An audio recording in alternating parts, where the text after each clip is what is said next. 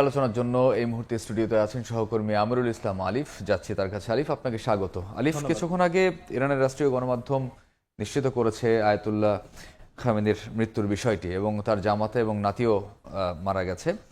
আমরা এর আগে দেখছিলাম যে মার্কিন প্রেসিডেন্ট ডোনাল্ড ট্রাম্প এবং ইসরায়েলের প্রধানমন্ত্রী বিনিয়ামিন নেতানিয়াহু তারা দাবি করছিলেন যে আয়াতুল্লাহ খামেনি মৃত্যুর বিষয়টি দাবি করছিলেন, কিন্তু এটি অস্বীকার করা হচ্ছিল। তবে এখন যখন কিনা রাষ্ট্রীয় গণমাধ্যমের পক্ষ থেকে আসলে নিশ্চিত করা হলো, এই জায়গায় এসে কিন্তু বিভিন্ন আন্তর্জাতিক গণমাধ্যমগুলো আসলে যে ব্যাপারটি জানাচ্ছে সেটি হলো প্রথম দফায়, অর্থাৎ যুক্তরাষ্ট্রের যে এপিক ফিউরি যে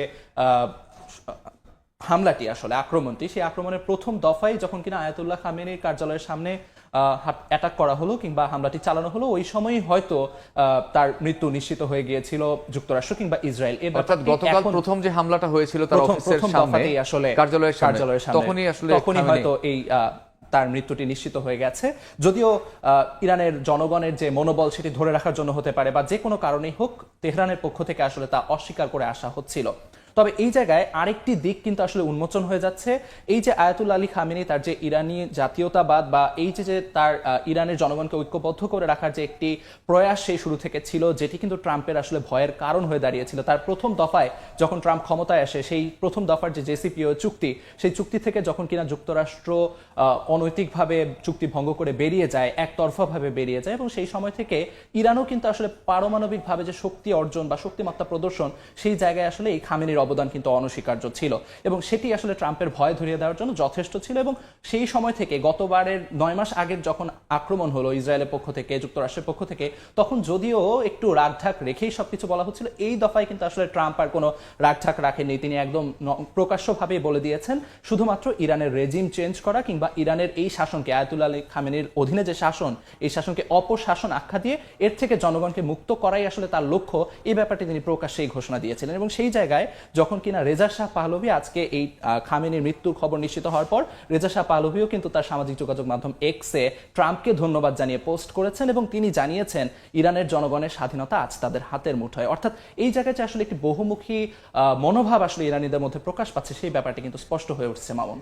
কিন্তু পরমাণু আলোচনা যে চলছিল তার ভেতরে 10 দিন সময় দিয়েছিলেন ডোনাল্ড ট্রাম্প বলেছিলেন 10 দিনের মাথায় হামলা হলো। 10 দিনের মধ্যে যদি ইরানের পক্ষ থেকে নমনীয়তা প্রদর্শন করা না হয় কিংবা পরমাণু শক্তিমত্তা, ইউরেনিয়াম সমৃদ্ধকরণ থেকে যদি ইরান সরে না আসে, সেই জায়গায় হয়তো বড় কিছু হতে যাচ্ছে, এ ধরনের শঙ্কার কথা ছিল। এবং তার মধ্যেই কিন্তু, যেমনটি আমরা গতদিনও বলছিলাম, তার মধ্যে 8 দিন যেতে না যেতেই কিন্তু আসলে ইসরায়েলের পক্ষ থেকে হামলাটি চালানো হলো এবং ইসরায়েলি প্রথম দাবি করে বসলো এই জায়গায় আসলে যুক্তরাষ্ট্রের মদদ রয়েছে এবং তার পরিপ্রেক্ষিতে কিন্তু ইরানও পাল্টা জবাব দিয়েছে খুব তাড়াতাড়ি। গতবারের আক্রমণের সময় আমরা দেখেছি কিছুটা ধীরে এগিয়েছিল ইরান, তবে এই দফায় কিন্তু আসলে তারা খুব একটা অপেক্ষা করেনি। শুধুমাত্র ইসরায়েলে হামলা করে তারা ক্ষান্ত হয়নি, এই জায়গায় তারা হামলা চালিয়েছে মার্কিন সামরিক ঘাঁটি যে সমস্ত দেশে রয়েছে সেই সমস্ত জায়গায়। এবং আয়াতুল্লাহ আলী খামেনির এই মৃত্যু কিন্তু আসলে ইরানকে শক্তভাবেই ধাক্কা দিবে বলে আমাদের কাছে যতটুকু প্রতীয়মান হচ্ছে কিংবা বিশ্লেষকরা যেমনটি বলছেন, আসলে এই জায়গায় খামেনির আসলে অবদান কতখানি কিংবা খামেনির জীবন বৃত্তান্ত, ইরানের জায়গায় আসলে ইরানকে কি করে উজ্জীবিত রাখা, সেই জায়গায় সবকিছু মিলে খামেনির যে অবদান, সেই ব্যাপারে আমরা একটু প্রতিবেদন দেখে আসতে চাই মামুন। ইসলামী বিপ্লবের স্থপতি আয়াতুল্লাহ রুহুল্লাহ খামেনির উত্তরসূরি হিসেবে ইরানের সর্বোচ্চ দায়িত্ব পালন করেছেন Ayatollah Ali Khamenei. Washington Tehran উত্তেজনায় ঢাল হয়ে দাঁড়িয়েছিলেন পশ্চিমা শক্তির বিরুদ্ধে। স্থানীয় সময় শনিবার ইরানে চালানো ইসরায়েল যুক্তরাষ্ট্র যৌথ হামলার পর গুঞ্জন ওঠে এই আক্রমণে এবারের লক্ষ্য খামেনির অবসান ঘটানো। স্থানীয় সময় শনিবার ইরানে তেহরানের উত্তরাঞ্চলের শেমিরান এলাকায় প্রেসিডেন্ট প্রাসাদের কাছাকাছি এবং সর্বোচ্চ নেতা আয়াতুল্লাহ আলী খামেনির বাসভবনের কাছে অন্তত 7টি ক্ষেপণাস্ত্র আঘাত হানে। আন্তর্জাতিক সংবাদ মাধ্যমের তথ্য অনুযায়ী বিস্ফোরণ ঘটে খামেনির কার্যালয়ের আশপাশেও। বিশ্লেষকদের ধারণা, ইরানি এবারে চালানো এই যৌথ হামলার মূল উদ্দেশ্য রাজনৈতিক পট পরিবর্তন, যার একমাত্র রাস্তা খামেনির মৃত্যু। আয়াতুল্লাহ আলী খামেনি 1989 সাল থেকে ইরানের সর্বোচ্চ নেতা। ইসলামী বিপ্লবের স্থপতি আয়াতুল্লাহ রুহুল্লাহ খোমেনির উত্তরসূরি হিসেবে তিনি রাষ্ট্র, সামরিক বাহিনী ও বিচার ব্যবস্থার উপর চূড়ান্ত কর্তৃত্ব ধরে রেখেছেন। তার শক্তির মূল ভিত্তি Islamic revolutionary guard corps, IRGC ও বাসিজ বাহিনীর আনুগত্য। পশ্চিমা নিষেধাজ্ঞা, অভ্যন্তরীণ বিক্ষোভ ও কূটনৈতিক চাপ, সবকিছুর মাঝেও তিনি যুক্তরাষ্ট্রকে প্রথম শত্রু আখ্যা দিয়ে কঠোর অবস্থান বজায় রেখেছেন। ইসরায়েলি প্রতিরক্ষা মন্ত্রী ইসরায়েল কাটস প্রকাশ্যে বলেছেন, বলেছেন খামেনি থাকতে পারেন না। প্রধানমন্ত্রী বিনিয়ামিন নেতানিয়াহুও ইঙ্গিত দিয়েছেন তাকে হত্যা সংঘাতের ইতি টানতে পারে। অপরদিকে মার্কিন প্রেসিডেন্ট ডোনাল্ড ট্রাম্প আগেও দাবি করেছিলেন খামেনির সহজ লক্ষ্যবস্তু, যদিও তাৎক্ষণিকভাবে হত্যা করা হবে না বলে মন্তব্য করেন তিনি। সাম্প্রতিক হামলার পর ট্রাম্প ইরানের নৌ ও ক্ষেপণাস্ত্র সক্ষমতা ধ্বংস করার অঙ্গীকার পুনর্ব্যক্ত করেছেন এবং ইরানিদের সরকার পরিবর্তনের আহ্বান জানিয়েছেন। আল জাজিরার বিশ্লেষক আলী হাশেমের মতে, ইরানের রাজনৈতিক ব্যক্তিত্বদের লক্ষ্য করে এবার হামলা চালাচ্ছে নেতানিয়াহু ও ট্রাম্প প্রশাসন। সাদিয়া তাসনিম, সময় সংবাদ।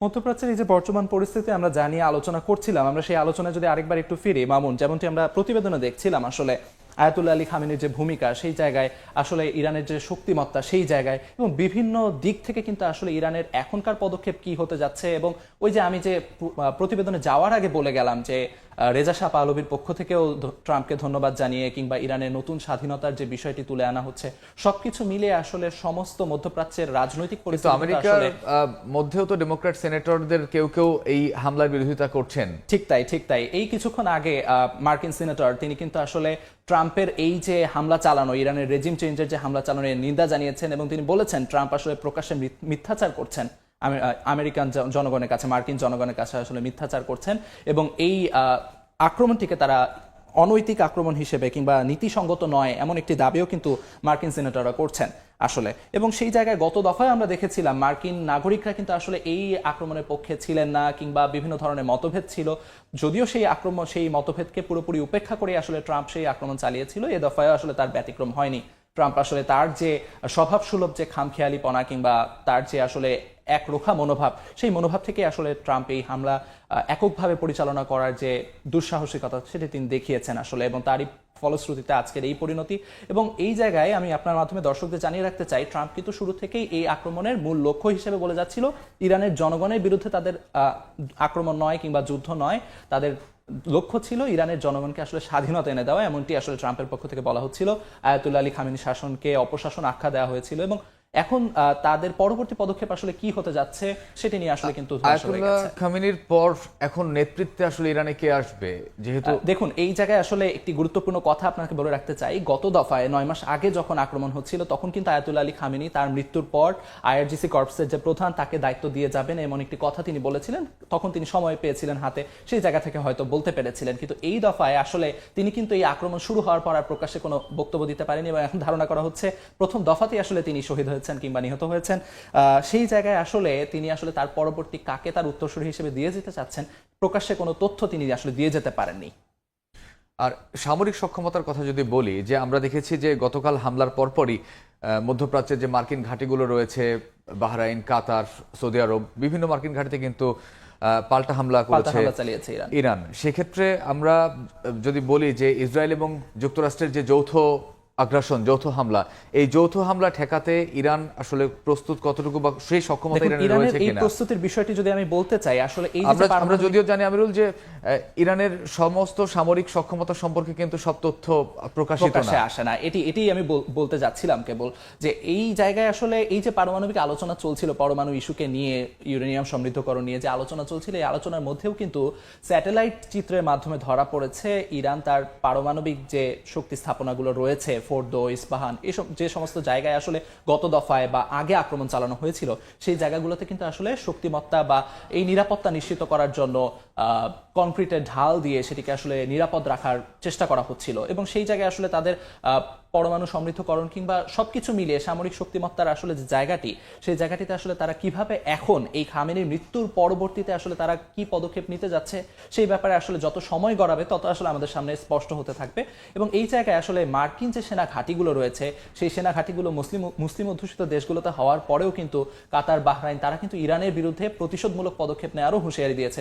তো সেই জায়গায় আসলে এই যে ইরানের প্রক্সি নেটওয়ার্ক যেটি, সেই প্রক্সি নেটওয়ার্কটি আসলে ধসে গেলে কিংবা সেটি কার্যকর না হলে সেই জায়গায় ইরান কি করে সেটি প্রতিহত করবে যুক্তরাষ্ট্রের এই হামলা, ইসরায়েলের হামলা কিংবা এই খামেনির মৃত্যুর পর আসলে তারাই যুক্তরাষ্ট্র কিংবা ইসরায়েলকে আসলে হামলা চালিয়ে যাবে কিনা, কেননা তাদের যে উদ্দেশ্য সেটিতে তারা মোটামুটি সফল। একটু সময় গেলে জানা যাবে। শেষ প্রশ্ন আপনার কাছে একটু জানতে চাই, তা হলো যে বিশ্বের অন্যান্য শক্তিধর যে দেশগুলো রয়েছে তাদের কি মতামত এই আগ্রাসনের সম্পর্কে? আসলে আগ্রাসন নিয়ে তাদের মতামত তো বরাবরের মতোই খুবই প্রথাগত কিংবা খুবই গতানুগতিক। আসলে রুশ গণমাধ্যম যেমন আরটি তারা যেরকম বিশ্লেষণধর্মী প্রতিবেদনে দেখিয়েছে আসলে যে সমস্ত দেশগুলো এটার সাথে সম্পৃক্ত কিংবা এর সঙ্গে সম্পৃক্ত না হয়েও এই যে বাণিজ্য চুক্তির মাধ্যমে বাণিজ্যের মাধ্যমে তারাও কিন্তু আসলে শঙ্কার জায়গাটি প্রকাশ করেছেন, কেননা বাণিজ্যিকভাবে এই যে ইরানের হাতে যে ট্রাম্প কার্ডটি রয়েছে আসলে হরমুজ প্রণালী সেটি বন্ধ হয়ে গেলে জ্বালানি তেলের যে বিপর্যয়টি ঘটতে যাচ্ছে সে সমস্ত ব্যাপারে তারা উদ্বেগ জানিয়ে আসছে। আসলে উদ্বেগ জানানো কিংবা তার পরিপ্রেক্ষিতে আসলে সেই পদক্ষেপ নেওয়ার মধ্যে কিন্তু বিস্তর ফারাক রয়েছে। আসলে আমিরুল আলিফ, আপনাকে অসংখ্য ধন্যবাদ তথ্যবহুল একটি আলোচনা আমাদেরকে উপহার দেওয়ার জন্য। ধন্যবাদ ধন্যবাদ। আপনাকে।